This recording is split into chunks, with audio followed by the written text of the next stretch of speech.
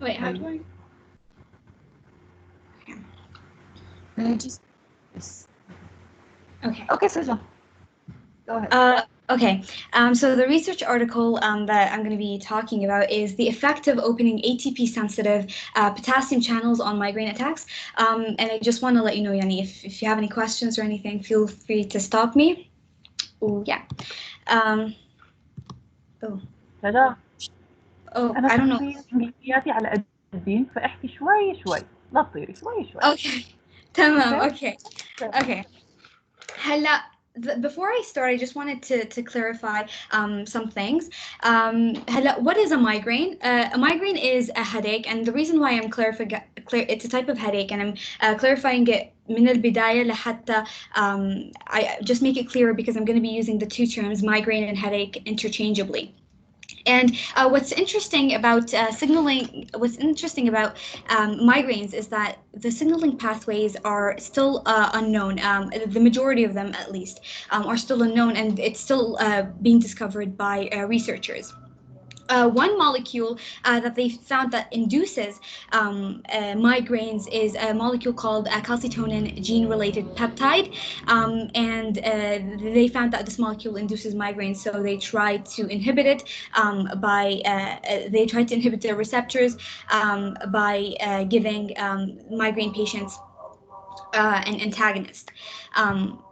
And Another part of that they're trying to investigate is the role that potassium channels have on migraines. So just as a brief summary of how potassium channels work, is that it's just a way for potassium to transport through the cell membrane, and how it's done through two mechanisms. So when the ATP is high, the potassium channels are closed, but when the ATP decreases, the potassium channels open up, or even if the ratio of ATP to ADP decreases, that also induces the opening of potassium channels. Now, another factor that can also open potassium channels is, if you guys remember, in various courses, physiology and cytology, we talked about how cyclic AMPs, they open protein kinases, they activate protein kinases, and those protein kinases go on to phosphorylate proteins in the cell, and that is one way that the potassium channel could also be activated. So if it's phosphorylated by a protein kinase. Now, how do we know the role of the role that these channels that these channels play when it comes to migraines? The researchers they found out that there is a potassium channel opener called levochromacalum, which is also I'm just going to be referring to it to the love agent, just because to simplify it, because it's quite tedious to pronounce after a while. But what it does is that it opens up potassium channels, and they wanted to know if how the intensity of the migraines and the incidence of migraines, if it's more or if it's less, after they open those ATP sensitive potassium channels with the love agent. And there's a couple of things that I also want to mention. When it comes to choosing the participants that are going to be in the studies, or the patients that are in the study, there is something called an inclusion criteria and an exclusion criteria. An inclusion criteria is a criteria that allows the patient to be included in the research as a subject in this research article or in this clinical trial, and an exclusion factor is one where if they have it, they are unable to participate as a subject in this research or clinical trial. One thing that I noticed that, yep. Before you go any further, just explain to us the type of article that you're explaining here. Oh, so it has a pretty tedious name. So it's a placebo-controlled, randomized, double-blinded crossover study, and I'm going to explain each term later on. Oh, And it's a clinical trial. no. Okay, so the female one of the inclusion criteria that I found surprising صراحة is the female patients should have sufficient contraception. And بس بدي أسأل if any of you guys have an idea or maybe have a hypothesis why that is. شو رأيكم؟ This is a very important factor actually, or a very important criterion. جواد شو رأيك؟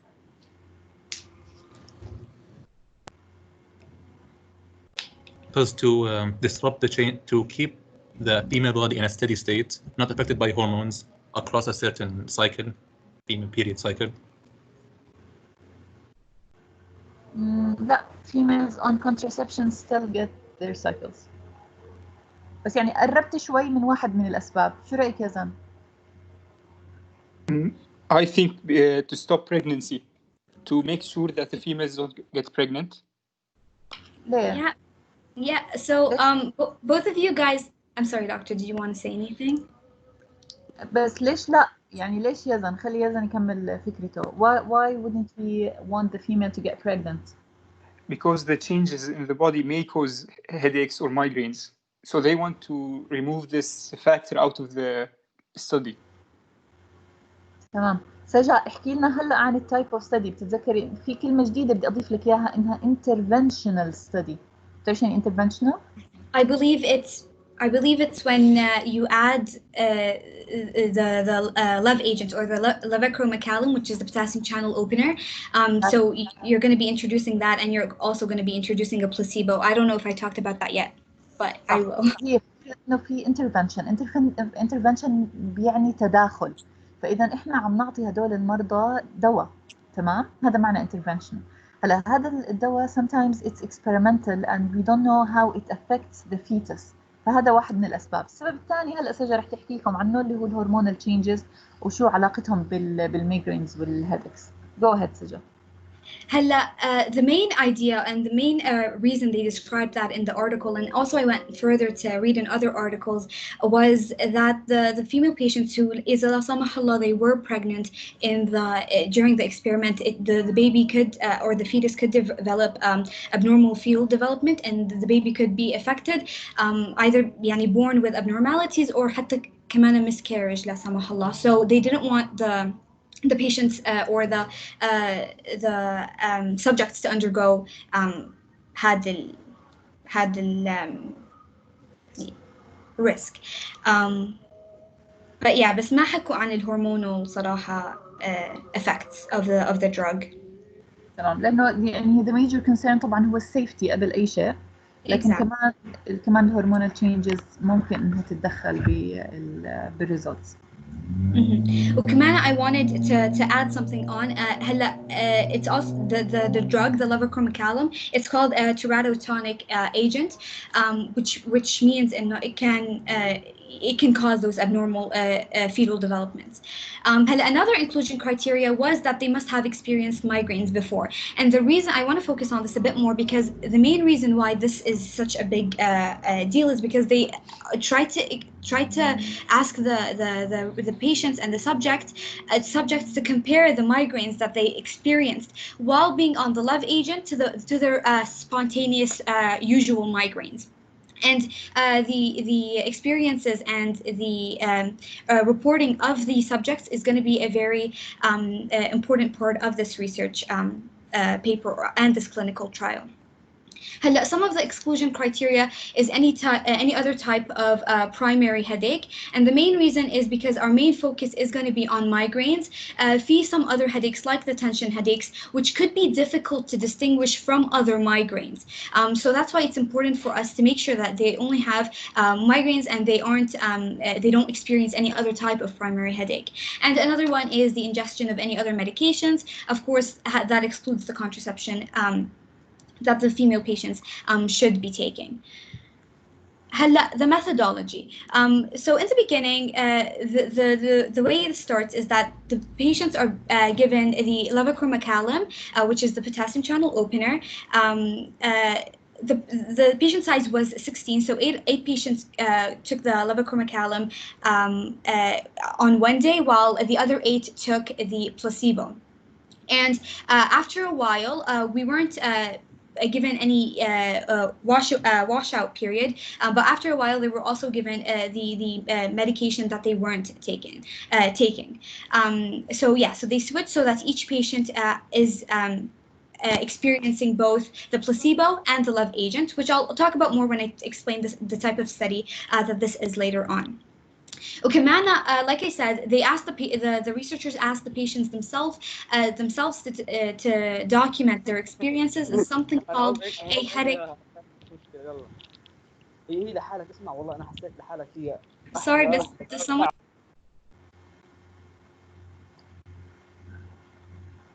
Saja, unmute yourself. I muted everyone. Oh, لا, okay. Like I said, the patients are going to play a very big role in this research article because they're going to document their experiences, and we're going to look further into their statements later on. But yeah, so they are asked to document their experiences in something called a headache diary, and they describe things like the intensity of the headache, the region of the headache in comparison to where their spontaneous migraines usually occur. So if it's in the frontal region or temporal region, and also the frequency of the migraine. The last part of this entire research project is to assess the data that was taken from both the researchers and the patients. The researchers, the type of data they took was more vital signs, blood pressure, heart rate, and the rest was all up to the patients to document their experiences. Okay. Now, what is this trial, which is it's a very long name, but it's actually less scary than what it seems to be. It's called a placebo-controlled randomized double-blind crossover, and a placebo controlled just means that there are two groups. One is going to be taking the potassium channel opener, which is the love agent or the levochromacalum, and the other will be taking the placebo, which the placebo generally does nothing. It's just for us to ensure that the drug that's being used is actually being taken into effect. For example, if the placebo experienced this many migraines or this intensity of migraines, and then with the love agent they also experience the same intensity and the same migraines, then we know that it's not the love agent that is inducing those migraines. So that's why the placebo is important to have. Now, with the randomized aspect of this clinical trial, it's that the investigators do not choose who goes to what group, because if they did, biases can get involved, and they may put people who complain of headaches or migraines more often than others in the group that gets the love agent, while they put the ones that don't experience as much migraines or as intensive migraines as the other patients in the group that gets the placebo. So we don't want biases to get involved. So that's why having the randomized component of this clinical trial is also important. Now, the double-blind is when the researchers and the patients both do not know what group they are in, and that is because they don't want the researchers to treat some better or alter some things in the procedure in order to get the result or in order to verify their hypothesis. So again, it's also under the idea that we don't want any biases to be involved in this clinical trial, and that might affect our data or can make our data less reliable. The last aspect of this is a crossover, which I kind of briefly went over in the beginning, and that's when we said that in the beginning the patients are split into two groups of 8. One would take the love agent and the other would take the placebo, and then after a washout period, which is a period of a couple of days, it actually wasn't mentioned in the article, which I'll talk about later, but after what I'm assuming is a couple of days, they would alternate, and they would take the drug or the placebo that they did not take the previous time, and that is mostly to help us make sure that the pain is truly caused by the drug itself. And also, when you do that, you won't be relying on different patients for the data. So basically, when you give one patient a placebo and then you give that same patient the love agent, you're going to be able to compare the results of the same patient. You won't have to, one patient is for the love agent and one agent is for the placebo, and compare them, because it won't be as reliable as it could have been with the crossover. The crossover just helps us to ensure to see that how the love agents impacted the patient himself, not any other patients. So it just makes our trial and our data more reliable. Now, when it comes to results, a couple of things the scientists noticed or noted. It's that all 16 individuals who were taken and who did the experiment got migraines after the love agent after they got the love agent, or the levocro-macallan. So it shows us that the love agent probably does have something to do with inducing migraine attacks, and that was only after they checked that only one patient of the 16 developed migraines in the placebo group. So as you can see, the discrepancy is quite significant when you have one patient in the placebo group having a migraine attack, while all 16 of them developing a migraine attack after taking the love agent. And the region that the patients described their or associated with their migraines was quite similar to where their spontaneous migraines would occur at. For example, the frontal region and the temporal region all had significant similarities with where their usual migraines would happen. The red is talking more about the levocro-macallan, which is the potassium channel opener. So 69% experienced a migraine attack in that region, which is usually where they would get a migraine attack if they weren't induced with any drug, if their spontaneous migraine would occur. And the same thing with the temporal regions. You can see that they're pretty similar in number. And also, what this graph is talking about is something called the verbal rating scale. And as you can see over here, it's a scale from 0 to 10, and it is what the patients were reporting when in their headache diary. And as you can see over here, the median time to onset of the migraine-like attack was in 3 hours. So after they were administered the love agent, they started to get migraine-like attacks after 3 hours, and that is the median. And then after 5 hours was the median time to intake something called a rescue medication. Now, the rescue medication is a medication that was permitted for the patients to take after a period of time if they found that the pain that they were experiencing due to the migraine was intolerable, and they needed something to relieve that pain. So they were allowed to take something called a rescue medication. And the usual median time for that rescue medication was taken after 5 hours. And like I said, the median time for the migraine attack was 3 hours, but there was a pretty wide range on when the migraine-like attack started. It ranged with some patients from after 1 hour after being administered the love agent, while other patients it was 9 hours after the love agent was administered. So there's a huge range of data that we have here. Now, هلا سجا ممكن أسألك سؤال؟ Oh yeah, go ahead. عشان الناس اللي يمكن ما يقرأوا الورقة، شو رأيك في اللي عم بيعملوه الريسيرشرز هون؟ يعني هن were they trying to cure ولا were they trying to understand the disease بالintervention تبعهم؟ I definitely think it was trying to understand the mechanism and the signaling pathway of the love agent more, because they weren't part of the ethical kind of agreement that they had with the patient was you are expected to develop migraine-like attacks. They didn't tell them they didn't give any more details about مثلا the intensity or the frequency or how similar it is to their spontaneous migraines, but they said you might experience migraine-like attacks, and I feel like that is I feel like that is a keyword, because it clearly tells us they're trying to understand more, because if they're warning patients that they're going to experience migraine-like attacks, it's very, very unlikely that they're trying to cure something. out of that, and their hypothesis كمان proved that.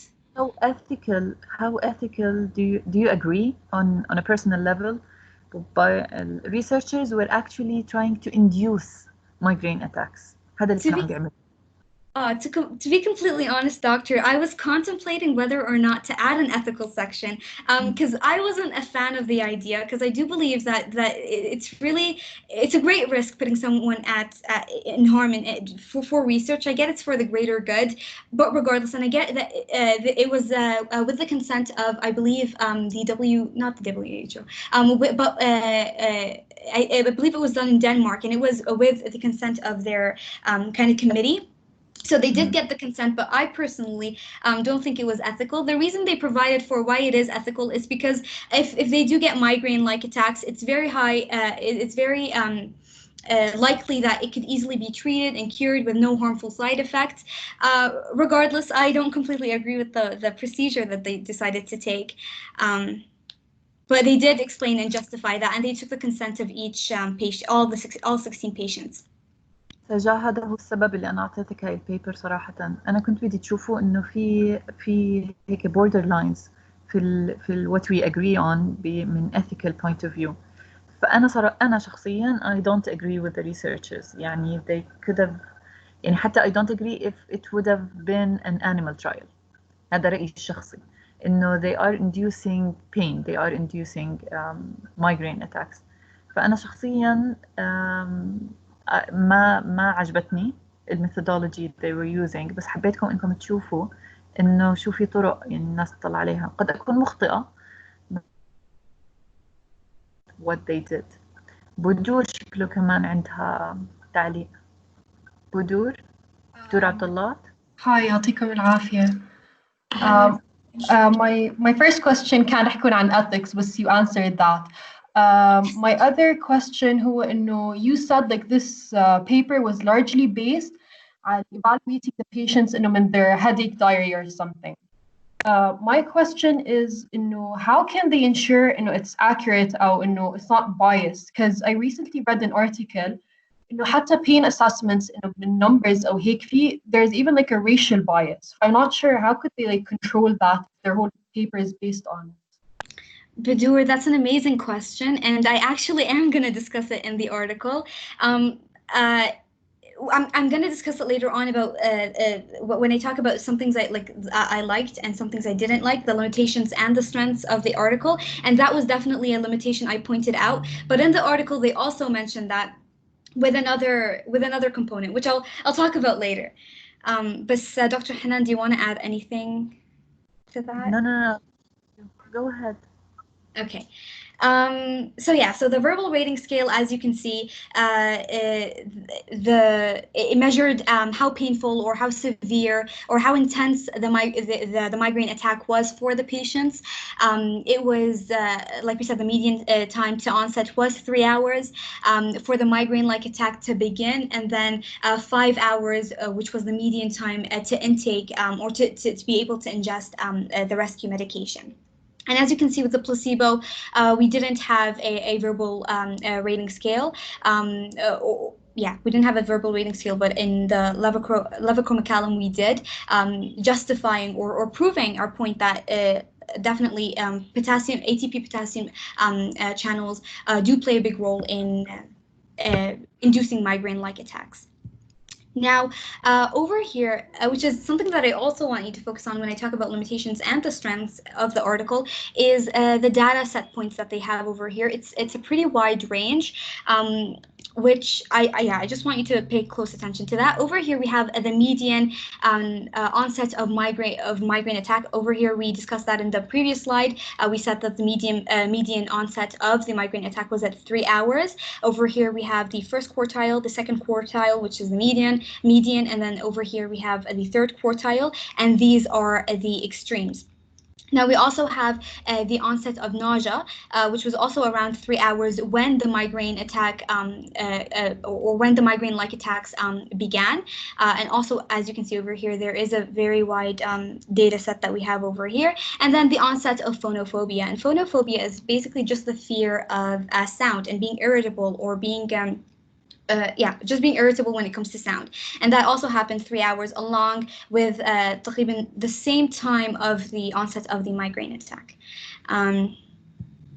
And over here, I didn't find this diagram pretty significant personally, but they assessed the severity of the pain that the patients encountered before and after they took the rescue medication. The reason why I say I didn't find it really significant is because we aren't assessing how important or how effective the medication or the rescue medication is.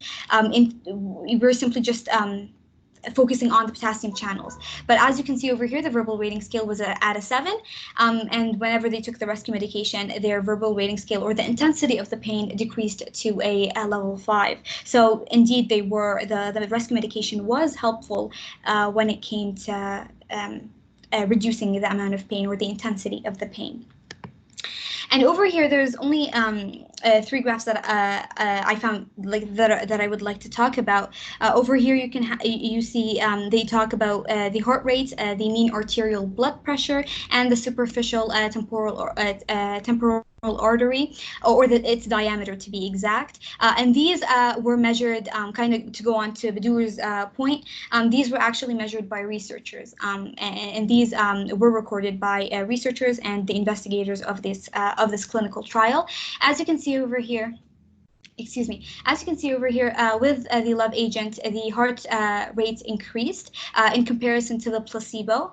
And then with the mean arterial blood pressure, it decreased in comparison to the placebo. And then the diameter of the superficial temporal artery, it was higher when taking the LOVE agent in comparison to the placebo. And yeah, over here, which is kind of, I guess, the point that Dr. Hanan and a couple of other students wanted me to get to, was the limitations and the strengths of this article. Now, one of the very interesting limitations was, I don't know if you guys read the article or not, but the researcher, the first author, cited himself quite a lot.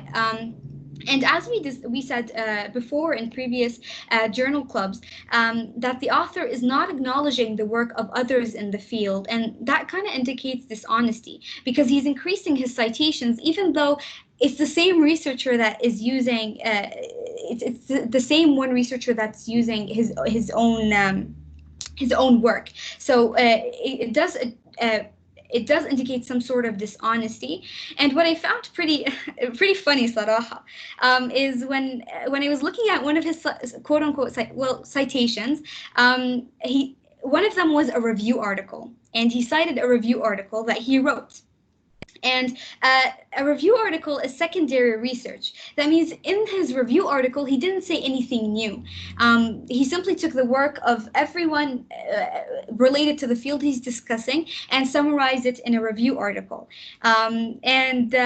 Like I said, it wasn't anything new. And if you truly did want to cite the information the information he got, he should have went back and cited to where he got the information from to begin with when he was writing his review article. So he shouldn't have cited himself, I believe. I'm not sure, Dr. Hanan, you can correct me if I'm wrong, but I don't think he should have cited himself in that case.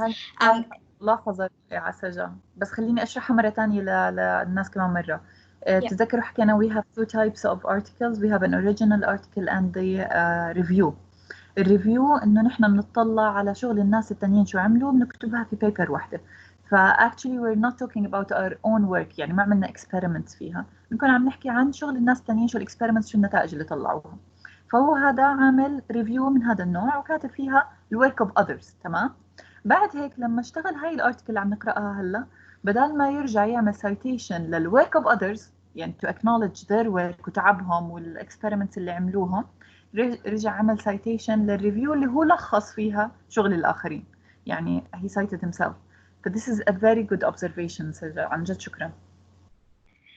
Yeah, so like Dr. Hanan said, it does become a faulty citation because, like we said, he cited his own self, and it wasn't his ideas, it wasn't his research. It was simply, just gathering other people's work and putting it as a review article. Another thing that I noticed was, unlike other research papers that I've read, they used the median and the range. And the reason why, like, I searched it up, why researchers might use the median instead of the mean, was because apparently there was a wide range of data sets, which is what I pointed in the previous slide. Let me just go back to it. Over here, you can see that the data set is pretty wide, and there was a wide range of data. So that and if you do have a wide set of data and you do use the mean, your data won't be as accurate as can be as with a median. So that's why they would use the median and the range, because if you do use the mean and you take all the data into consideration, even the extremes, it could affect the data that you end up with, which is why I'm guessing they use the median instead of the mean. Their patient size, or their subject size, was 16 patients, and that is, if you read other research articles, they have up to 100, 200, 300 patients that they're observing. So I feel like if they used slightly more than 16 patients, it would have been more accurate, and the extreme and the data set would have been less. المصطلح اللي بنستخدمه لهذا الحكي سجا underpowered. Underpowered يعني لازم يكون في عنا a certain power to be able to statistically analyze the data بطريقة تكون accurate. فمعكي حق، العدد هون underpowered، ما بيكفي للconclusions اللي هن عم بيعملوها. And the justification that they gave in the article, it wasn't صراحة quite convincing one. They saw that in other research articles that they've looked at, they said it was roughly the same population size, the same subject size. So they believed that it would have been good enough to stick with 16, even though that clearly was a miscalculation. And because of there was high variability because of such small sample sizes. Now, subjective reporting, which is what Badur pointed out, is because they are using the patient's word per se when they're describing the intensity of the pain, or the intensity of the migraine or the headache that they had. They aren't. It isn't the same person calculating or determining the intensity of the pain of the patient. It isn't a researcher, for example, that's doing that. It's the patient that's doing that. And in the article, I noticed, and they bring that up, and they say, because we have a crossover, it isn't that it makes it okay, but it makes it a bit more reliable than if it was subject reporting without crossover. And the reason why I believe they say that, I don't know if I understood it correctly, but and Dr. Hanan, you can correct me if I'm wrong, but they said because it's the same patient that goes back after the placebo and also records his finding. So because he reported his finding for the placebo and for the love agent, it kind of would have eliminated that inaccuracy. I don't know if I agree with their justification to that, and I'm not sure if that's something that is widely used in the field of research, but I wasn't quite convinced. So it's the same person that goes back and reports his finding for the love agent and the placebo, but the fact that it's still subjective reporting between patients themselves, and one patient might have a high tolerance for pain, let's say, more than the other patient. So that's why I think I'm not convinced with the justification they gave about the subjective reporting and how the inaccuracy is eliminated because it's a crossover research article. And there's also one other component limitation that I noticed is I don't know if you remember, but in the very beginning of this presentation, I said they didn't mention the washout period, and the washout period is because we're using two different medications, or two different drugs that we're administering to the patients. We need to have a washout period, which is the main purpose of that is to ensure that the drug is eliminated completely from the system of the patient before the other drug is administered. For example, if we have the love agent, and we know that the levochromacalum stays in the system of the patient for this many days or this many hours, we have to ensure that this time frame is met before we can administer the other or the placebo, to ensure that there aren't any contradictions, or to ensure that there's any inaccuracies. Inaccuracies of because of the washout period. However, unfortunately, they did not state the washout period, so we don't know if they did actually take that into consideration, which I'm hoping they did. But then again, it wasn't mentioned in the research paper what the washout period was, or even if it was taken into consideration when they administered the placebo and when they administered the levochromacalum, which is again the potassium, the ATP sensitive potassium channel opener. And the strengths, I mentioned, I talked about all these strengths before, and know that it was placebo controlled to make sure and know that it's actually effective, and that the levochromacalum is the actual reason why we get these outcomes of the patients, and why we get these certain data that we got after the clinical trial, and also randomized. Randomized is to ensure a minimal, randomized and double-blind. It's to ensure minimal interference with the data, وهيك بيقلل من التلاعب, I guess, إنه that researchers have with the data. So they won't know which. So for randomized, the researchers won't have control over which person goes into which group. And if it's for double-blind, they won't know which patient is taking the levochromacalum first and which patient is taking the placebo first, or which groups they are put in. Neither will the patient. So the patient won't, for example, in the fake any symptoms. And no, he knew that he took the levochromacalum, so he's going to put the intensity of the pain as 10, and then he won't know he took the placebo, so he won't put the limitation at they won't put the intensity at 0, for example. Or crossover, it's again every patient that took the levochromacalum will take the placebo at some point, and every patient that took the placebo would take the levochromacalum at a different day. And the reason for that is because we are able to go back and see how that specific patient and how the data of that specific patient changed when taking the levochromacalum with the placebo, and that eliminates any inaccuracies that could be developed, because we're using different patients to examine both the placebo and the levochromacalum. And yeah, that's pretty much it. شكرا سجا، presentation رائعة. نسمع الجواد.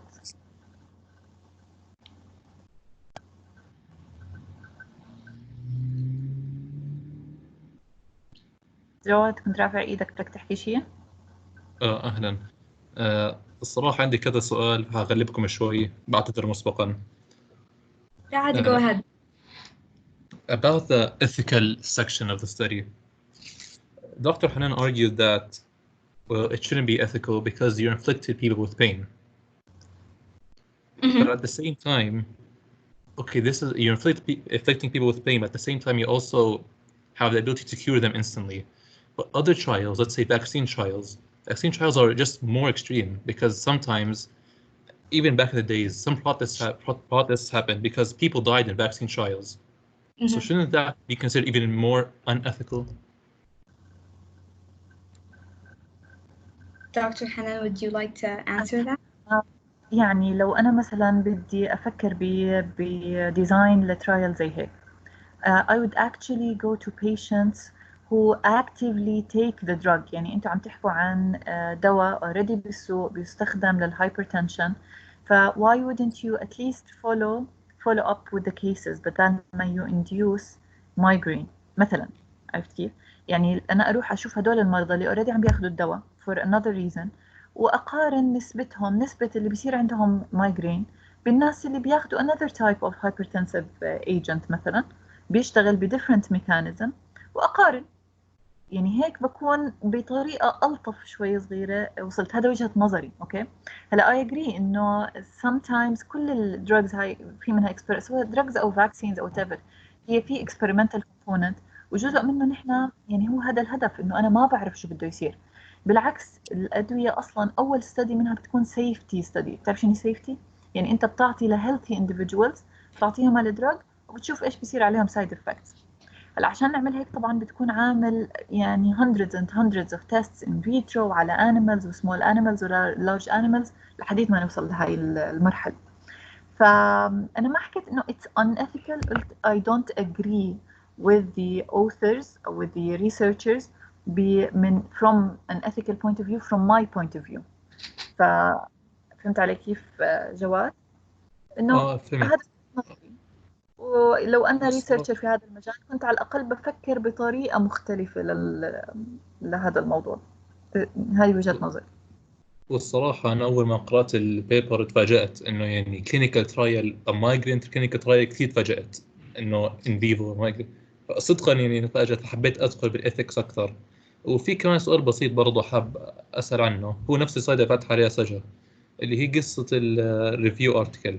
هسا الأوثرز كثير عم يسوي سايتيشن لحالهم كثير يعني الصراحة يعني كثير. It's not يعني مش مرتين ولا ثلاث. each single author has been self-cited like 5 times. إنه شوي يعني.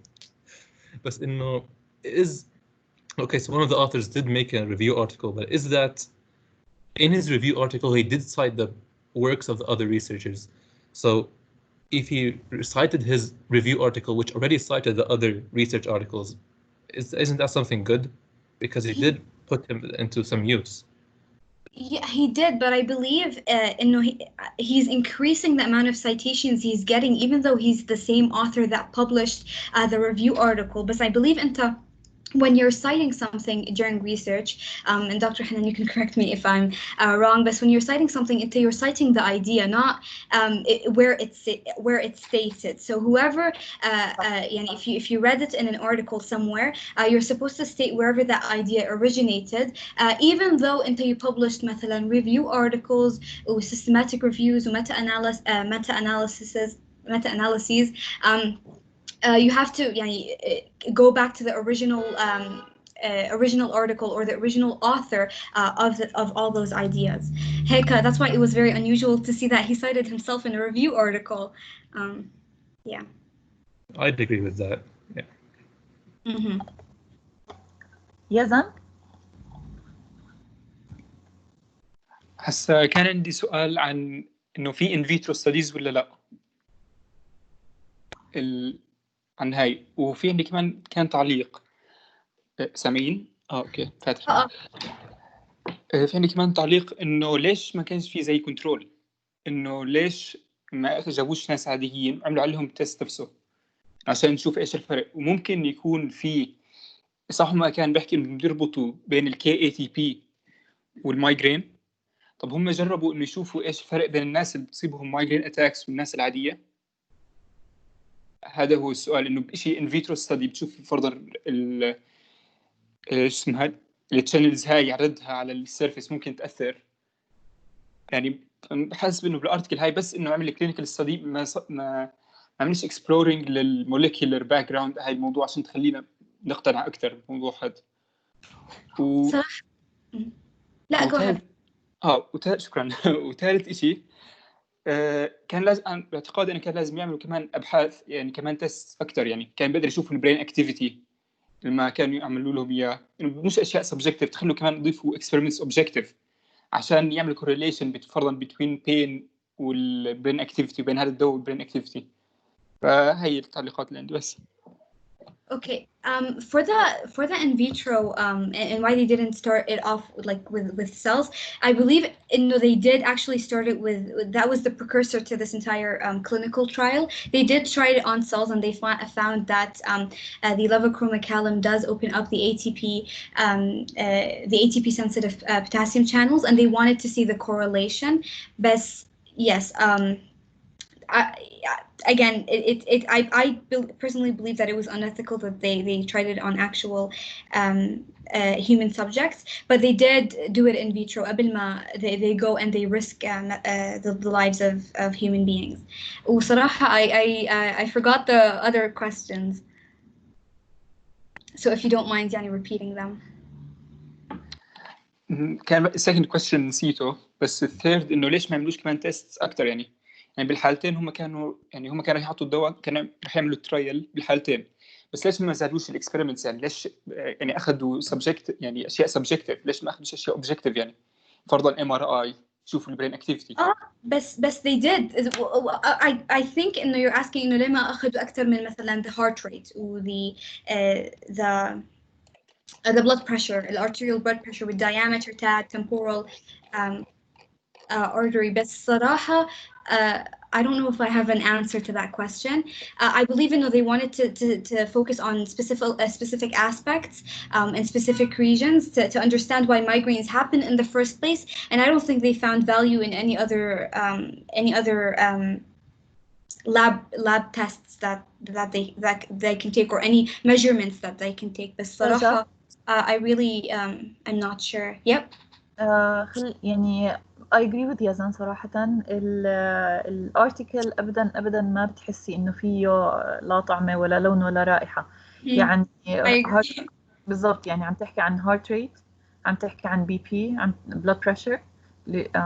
أصلا الدواء هو يستخدم to lower blood pressure، فأنت يعني ما عم بيجيبوا شيء جديد. يعني لما تطلع على dimension of the artery كمان نفس الشيء، احنا عم نعرف انه بيعمل يعني relaxation in smooth muscle في الارتريز. فما بتحسي انه في اي value اصلا من هدول الانفورميشن. يعني basically اللي عملوه انهم جابوا هال 16 مريض، حطوهم بالعياده عندهم، عملوا لهم infusion للدواء وروحوهم على البيت، يلا احكوا لنا شو صار معكم. exactly. يعني ما كان في اي هيك، انا يعني هيك حسيت انه ما في effort نحط to look for subjective measures. عدد المرضى قليل، الديزاين تبع الاكسبيرمنتس ما كان كتير مرتب. انا مستغربه جدا انه ارتكل زي هاي في برين صراحه. It was it was in a very prestigious journal كمان. So I'm يعني صراحة shocked إنه مع data that they gave, and with further reading of the article further checking of what's being cited, who's being cited. It was quite shocking and surprising as well to see that it was published in such a prestigious journal. But in terms of why they didn't take any other measurements other than the basic heart rate, blood pressure, I honestly I wouldn't know. But I think they were trying to focus on specific measurements to try to correlate it to why migraine attacks occur, and why potassium, and what potassium channels have to do with migraine attacks. I hope that helped even. وخليني احكي لكم شيء هيك هلا هيك شوكينج شوي صغيره، بس معلش مع انه لساتكم صغار، بس مش غلط تعرفوه. للاسف انه حتى بالساينتفك كوميونتي في بايسز بتصير في موضوع الببليكيشنز. يعني مثلا لو هذا الارتيكل نفسه كاتبينه نحن من الجامعه الاردنيه، مستشفى الجامعه الاردنيه، أنا بأكد لك 100% إنه it will be rejected، ما رح يقبلوا إنهم ينشروه. كتير مرات الداتا اللي بتيجي من عالمنا، من الإيست، من تشاينا، من ميدل إيست، ما عدا أولاد عمنا من مصر، كلها بتكون questionable data. يعني we find it very hard to publish. يعني عشان تنشر إما بتروح على مجلات أقل للأسف، أو بده يكون معك collaborator من برا. يعني إذا حدا معاه خلاص اسم أجنبي سبحان الله بيمشي حاله. يعني I'm sorry to say this، بس هذا الحكي لما تكبر شوي رح تشوفوه، رح تواجهوه على أرض الواقع. عمري شو في عندك؟ يعطيكم العافية. أنا عندي تعليق على فكرة يعني الديزاين تبع الاستادي بشكل عام كان كثير ممكن يكون أقوى من هيك. يعني هو فعليا سبقوني الكل حكى عن هاي التفاصيل، بس إنه لما يكون عندهم randomized ودبل بلايندد، ويعني عاملين كل الميجرمنتس اللي ممكن إنها توصلنا لأكيوريت داتا، خربوها بفكره انه المرضى هم نفسهم اللي بيوثقوا لحالهم. هاي كميه البايس اللي فيها كثير كبيره، وانه السمول سامبل سايز برضه كمان هذا بضيع من قيمه يعني كان جد زي ما حكى يزن قبل شوي، لو انه كان عندهم اعتماد على بيولوجيكال انه شيء بس يقيسوه وهم يقيسوه ويقارنوه، احسن من انه يكون على راي المريض نفسه، كثير كان رح يعمل يعني accuracy اكثر للبيبر نفسها. Thank you عمري. You're right. Doctor, I also wanna يعني if it's okay بس بدي I add on what you said. I remember إنه there was an article that was published in why articles, I think it was from the University of Jordan كمان, but it's why articles in the Middle East often are retracted. But they said the main reason is unfortunately plagiarism من ال researchers نفسهم. يعني إنه there يعني مش there is a reason. I'm not justifying إنه why unfortunately we need collaborators from the outside world or the Western world for our publications to be taken into consideration يعني internationally. But I do believe there is a certain element which a big part of it is plagiarism that prevents that from happening. ما هو الصراحة معاكي حق، يعني هو مش دايما بنلاقيها unsubstantiated هدول المشاكل اللي بنمر، انه عن جد في researchers للاسف بياخذوا داتا مش تبعتهم بيسرقوها، وصارت فينا كثير. ويعني في ناس بتألف الداتا، في ناس بتكون قاعدة في المكتب تبعتها وبتكتب articles من غير experiments من غير شيء، فيعني بنشوف كثير. ف يعني we're hoping إنه إن شاء الله أنتوا الجيل القادم من الريسيرشرز كله هذا يتغير إن شاء الله. وكمان بس اللي حكاه عمري, what would you suggest? I do agree, they shouldn't have been taken home or كل هدول الفactors that you mentioned. بس what would you suggest? لأنه pain صراحة is subjective. Even if a research there's no possible way. حتى I remember in history taking, reading somewhere, if you take history, كمان a component of it is asking the patient himself, how would you rate the intensity of the pain? من I believe a prick or to childbirth. I think they would ask them these questions, and they would ask them to rate it. So like how would what would you suggest لحتى they would rate pain more effectively? It is subjective. يعني هو صراحة فعلا يعني أكيد بيزبطش إنهم يعتمدوا أو إنهم يتركوا تماما جانب إنه المريض نفسه يحكي درجة البين تبعته، بس كان ممكن إنه يدعموها بأشياء ثانية من أشياء بيقدروا يقيسوها. أنا صراحة ما عندي علم شو ممكن يقيسوا بهاي الشغلات، وخطر على بالي كمان شغلة بس هي شوي بعيدة، ما بتوقع لساتها موجودة حاليا، اللي هي استخدام الذكاء الصناعي بقراءة بعض الملامح أو بعض الأشياء زي هيك. أتوقع تكنيك زي هيك ممكن بالمستقبل إنها يكون لها دور بهذا الإشي.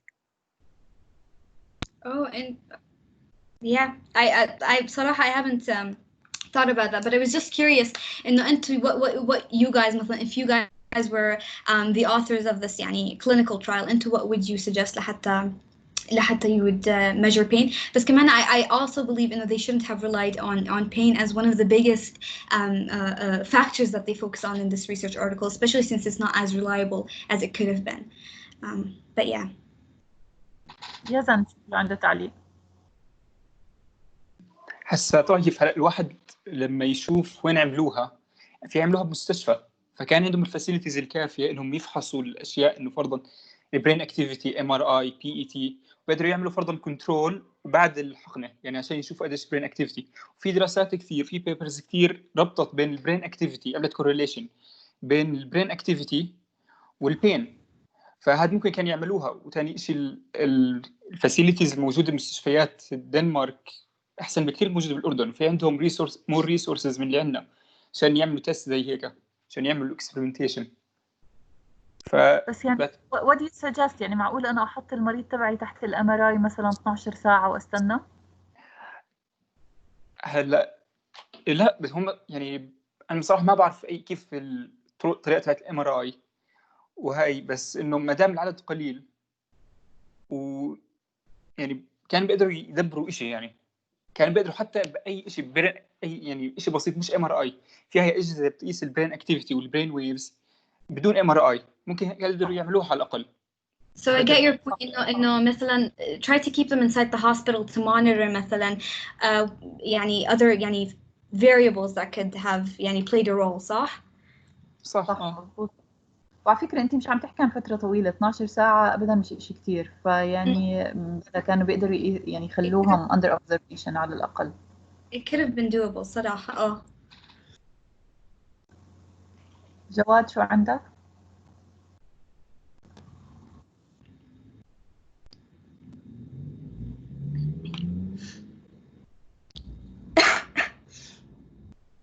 جواد لسه بدك تحكي ولا بطلت؟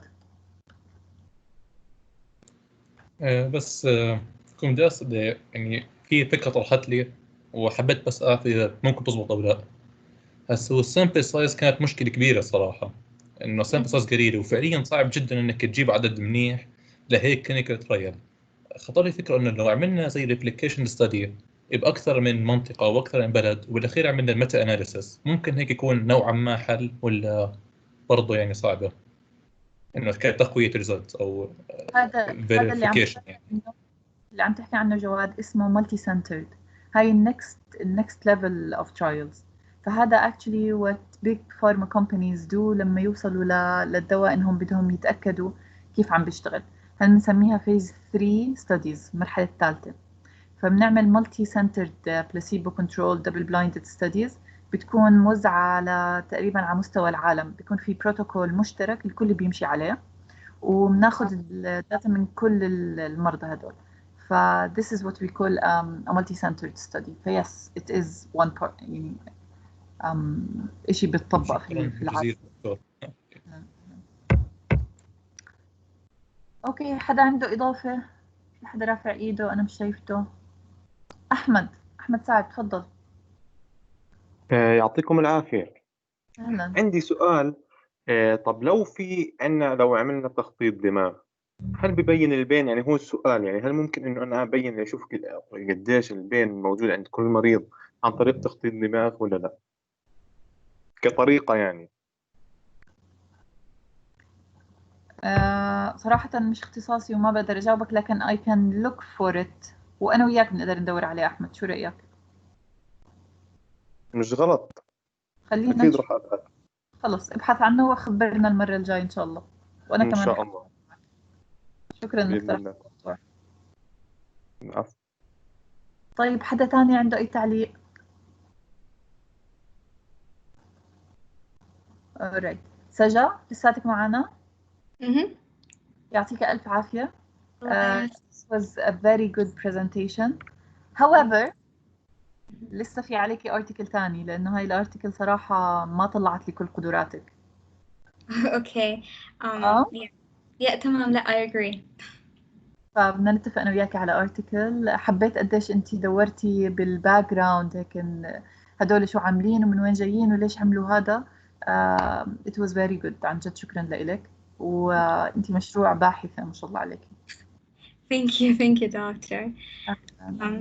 بالعكس thanks صراحة to everyone who came صراحة or attended this meeting، لأنه I know إنه it might have been hard after our biochemistry quiz today، بس جد thank you for attending و staying with this article as much as it could have been مثلا annoying to see, you know, some errors that are conducted and yet it's still published in a prestigious journal.